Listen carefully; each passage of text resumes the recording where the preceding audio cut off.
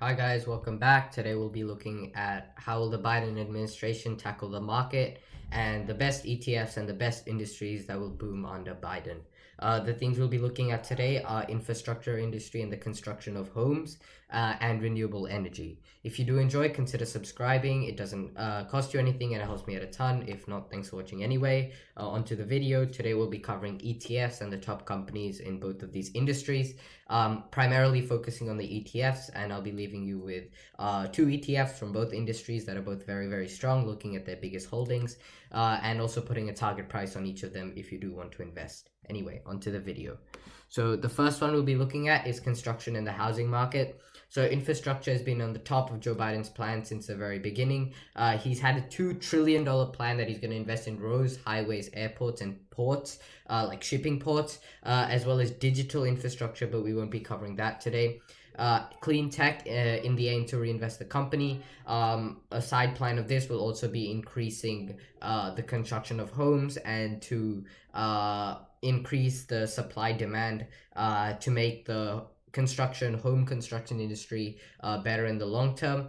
So the two ETFs that we'll be looking at today in this industries is the Global X US Infrastructure Development ETF, ticker symbol PAVE, which is PAVE. It's more than 28% up since the Biden election, since he won the election.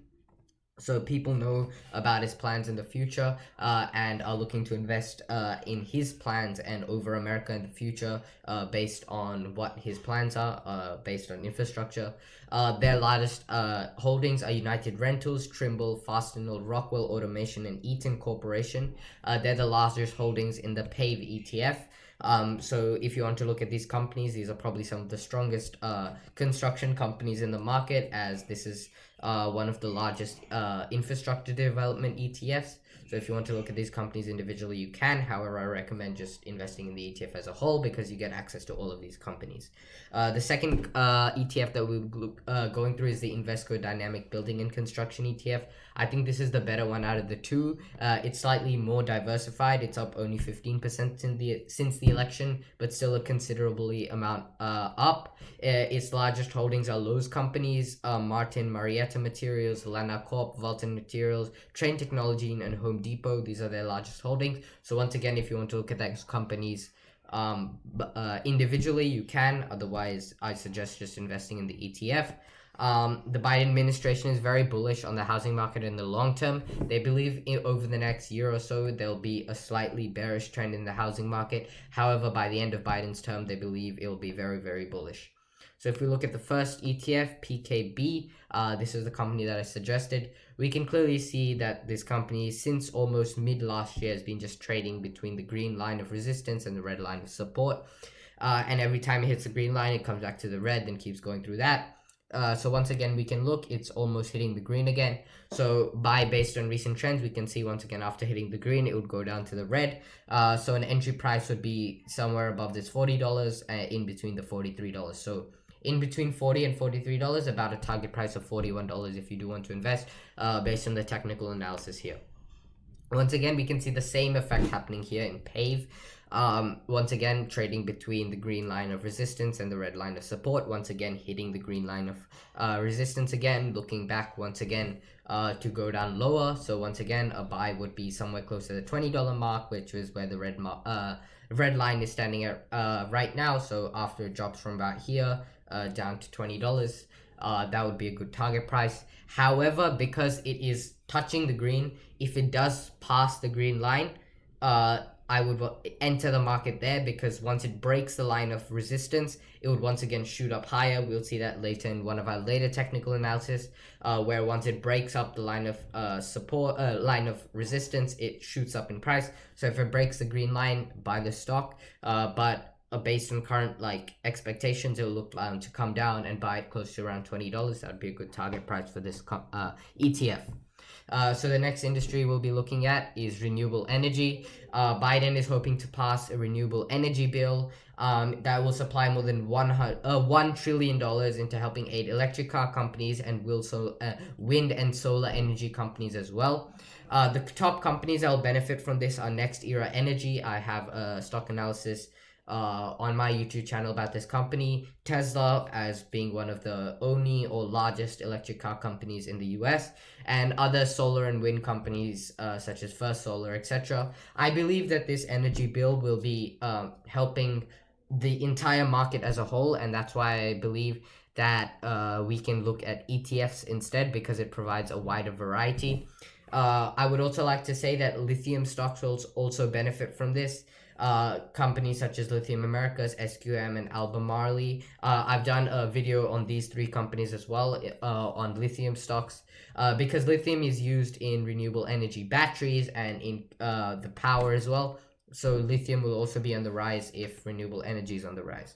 So the largest renewable energy ETFs, the first one we'll be going through is the largest clean energy ETF, Invesco Wilder Hill Clean LNG ETF, ticker symbol PBW. Its largest holdings are Billings Charging Co., Fuel Cell, Plug Power, Neo, Livent, Sun Power, Enphase Energy. All of these companies are very, very strong, look very, very good in the future. And that's why I believe instead of investing individually, invest in the ETF. It'll give you very good returns in the future as well. The next company we'll be going through is iShares Global Clean ETF, ICLN. This is slightly more diversified, but has a less market cap than PBW. This holds Plug Power, Enphase, Meridian Energy, Shinyi Solar Holdings, and Verabund. So once again, all very good companies in the future. So which one would be a current buy? So if you get PBW, we can see this stock price has shot up a lot. There's no real trend line here. It's just continue being going higher. So we'll revert back to the 20, 50, and 200-day simple moving average. Looking at the 20 and 50-day simple moving average, this is very, very expensive based on the recent trends. As we can see, the stock price has shot up very, very high since the beginning of 2021. So because it's recently hit a new high, we can see every time it hits a new high, it falls back $10 or so. So it's currently 126. So if we wanted to fall back around $10 or so to 116, I still believe that that's very, very expensive based on the current thing of the stock. But if you do believe that this stock will do very well in the future, you can invest. However, I would set a target price about $100, which is close enough to the 50-day simple moving average, which will stop you from buying this stock overvalued. Now, if we look at ICLN, we can see once again, as what I was mentioning before, they had two lines of support here. One was between $22 and $24, and now we're seeing the same thing, a newer line of support happen here. So as I mentioned previously, once it breaks the line of support about here, you could see it skyrocketed, went from $24 to $32 in the space of a month. So you could see once it breaks the line of support, it goes very, very high.